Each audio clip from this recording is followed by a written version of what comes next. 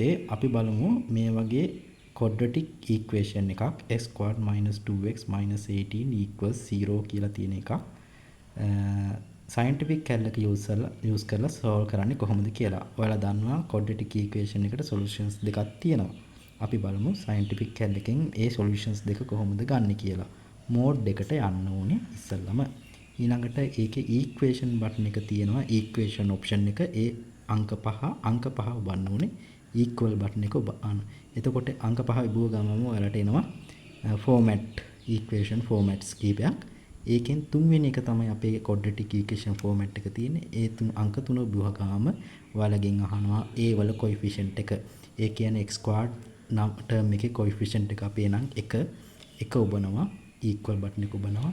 ඊට පස්සේ x term එකේ coefficient එක තමයි -2 ඔබනවා. ඊළඟට 18 -18 තියෙනවා constant number එක. ඒක ඔබනවා equal button එක ඔබනකොට ඔයාලට ආයෙත් equal button එක ඔබනවා.